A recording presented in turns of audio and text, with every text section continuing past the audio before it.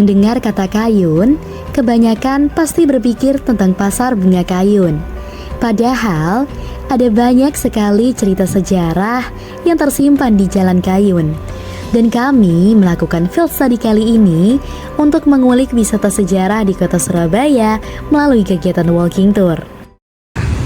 Halo semuanya, saat ini kita sedang berada di depan monumen kapal selam.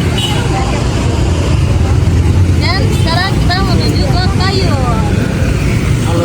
Halo Kak. Kak Rizky. Rizky ya. Halo. Hai guys.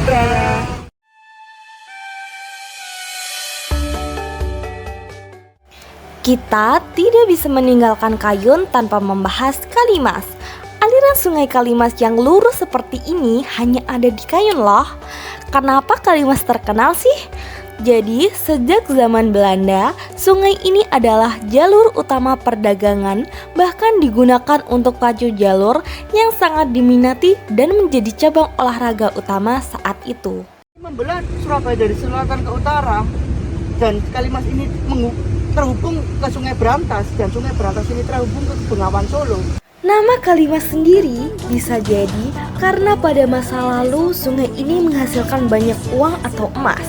Bisa jadi juga terinspirasi dari sungai terbesar di Belgia yang bernama Sungai Meuse.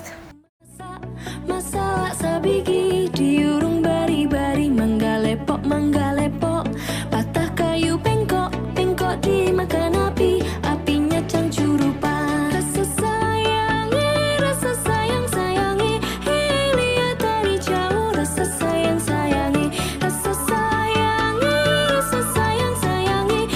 lihat dari jauh. Rasa sayang sayangi.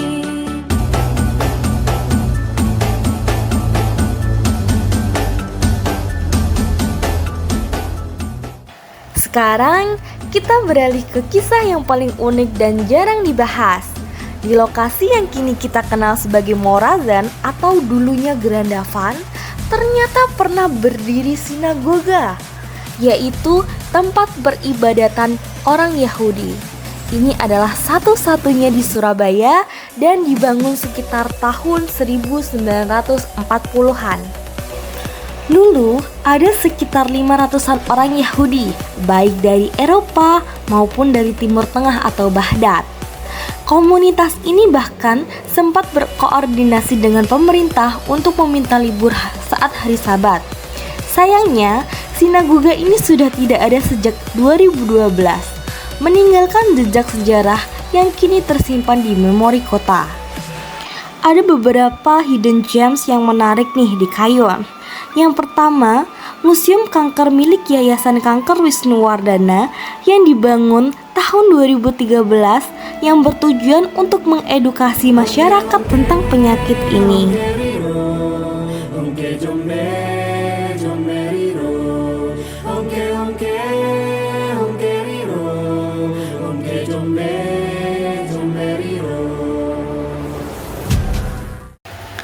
Kayun sendiri berarti gunungan atau ikatan sakral yang sering digunakan dalam konteks budaya Jawa.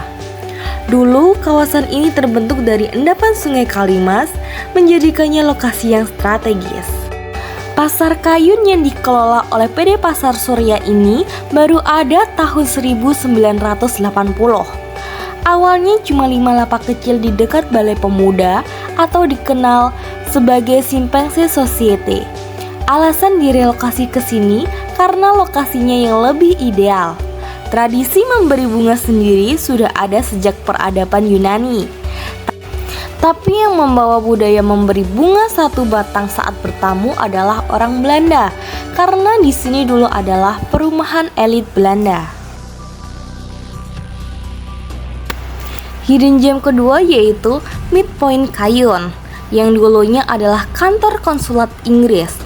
Saat perang, tempat ini menjadi radio darurat sebelum akhirnya jadi mes pegawai RRI dan bahkan tempat perundingan dengan pihak Inggris.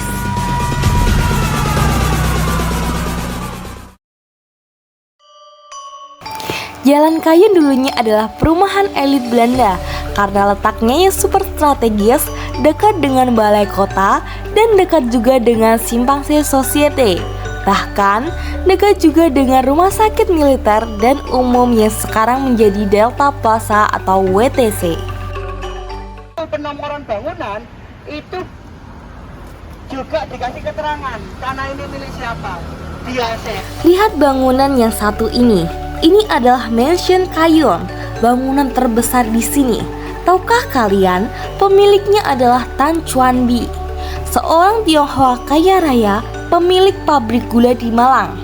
Yang lebih keren, arsiteknya adalah Kosman Citron, arsitek terkenal yang merancang sekitar 12 bangunan besar di Surabaya, termasuk rumah, bangunan pemerintah, dan jembatan. Oh ya, dekat sini ada ikon lain Surabaya, yaitu Tugu Bambu Runcing yang terletak di Jalan Panglima Sudirman. Dulu daerah ini namanya Ship Markers Park atau Taman Pembuat Kapal.